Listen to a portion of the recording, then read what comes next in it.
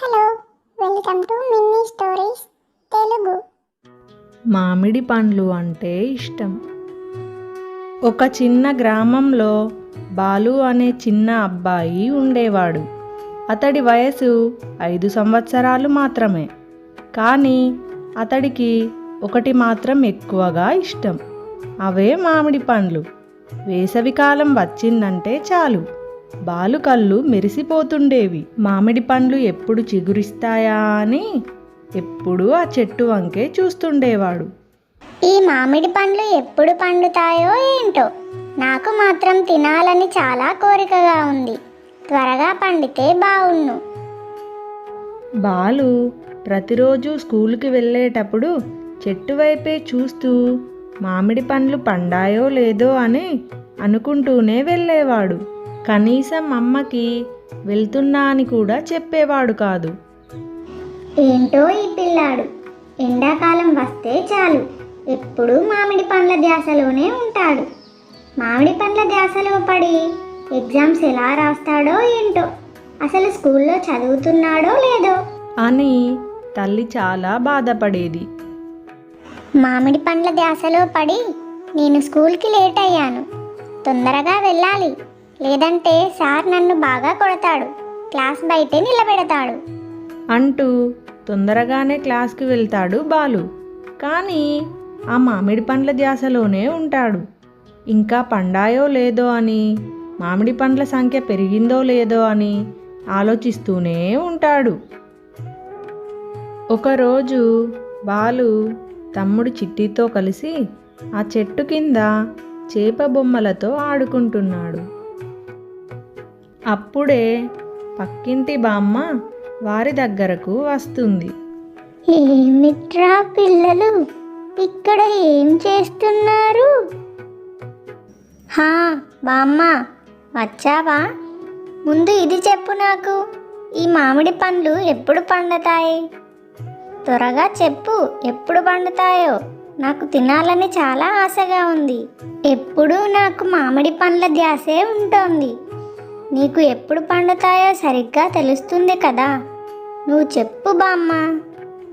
బాలు, మామిడి పండ్లు ఇంకా పచ్చిగానే ఉన్నాయి, అవి పండాలంటే ఇంకా 10 రోజులు పడుతుంది, ఇప్పుడే తినకూడదు. అలా చెప్పి బామ్మ వెళ్ళిపోతుంది. కానీ బాలు మాత్రం బామ్మ మాట వినకుండా ఏదో ఆలోచిస్తూ ఉంటాడు. ఆ రోజు రాత్రివేళ అందరూ నిద్రపోతున్నప్పుడు బాలు మెల్లగా లేచి దొంగచాటుగా అడుగులో అడుగు వేస్తూ మామిడి చెట్టు దగ్గరకు వెళ్తాడు.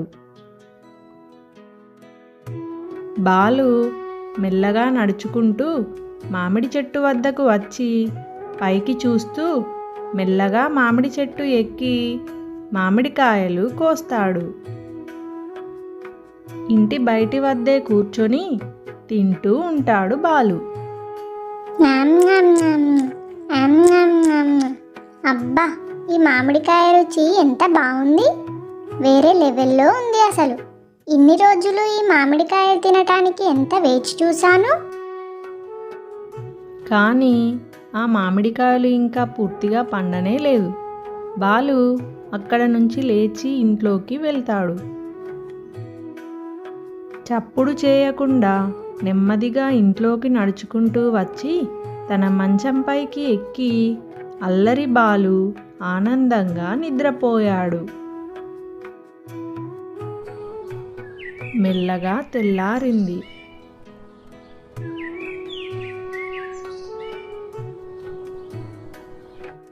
అమ్మో, కడుపు నొప్పి, కడుపు నొప్పి అంటూ ఏడవడం మొదలుపెట్టాడు బాలు. వెంటనే బాలు వద్దకు అందరూ చేరుకుంటారు. బామ్మ కూడా వస్తుంది. ఏమిట్రా బాలు, ఇదేమి అల్లరి? మేము చెప్పిన మాట వినకుండా మామిడి పండ్లు తిన్నావా ఏంటి? చెప్పు బాలు, బామ్మ అడుగుతుందిగా, నిజం చెప్పు. నాకు మామిడి పండ్లంటే ఇష్టమమ్మా, కానీ ఇకపై మీరు చెప్పిన మాట వినేస్తా అని బాలు అన్నాడు. ఆ రోజు నుండి బాలు ఓ విషయం అర్థం చేసుకున్నాడు. ఏదైనా సరే సమయం వచ్చినప్పుడే ఆస్వాదించాలి. అప్పుడే అది నిజమైన ఆనందాన్ని ఇస్తుంది. 10 రోజుల తరువాత బాలు చెట్టు వద్దకు వచ్చి చూసేసరికి పసుపు పచ్చ రంగులో పండిన మామిడి పండ్లే ఉంటాయి. ఆనందంతో బాలు, అమ్మా అమ్మా ఇలా రా, ఇలా వచ్చి చూడు ఒకసారి. ఏమిట్రా బాలు, ఏంటి నీ అల్లరి? నన్ను పని చేసుకొని ఇవ్వకుండా ఇలా వచ్చి చెట్టు వంక చూడమ్మా, నీకే తెలుస్తుంది. ఒకసారి పైకి చూడు. అవును బాలు, చెట్టు నిండా మామిడి పండ్లే. ఇంకా నువ్వు ఆనందంగా వీటిని తినొచ్చు. అమ్మ ఇంకా బామ్మ కలిసి బుట్ట నిండా మామిడి పండ్లను కోస్తారు. అమ్మ బుట్ట తీసుకొని ఇంట్లోకి వస్తుంది. బామ్మ బాలుకి మామిడి పండ్లను ఇస్తుంది.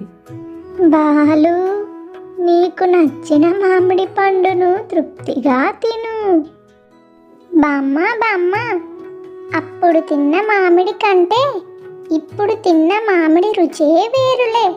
అబ్బా భలే ఉంది బామ్మ. అందుకే అన్నారా పండితేనే తినమని. నాకు అప్పుడు అర్థం కాలేదు బామ్మ.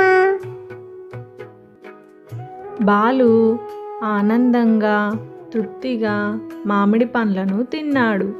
చివరికి బాలు కోరిక నెరవేరింది.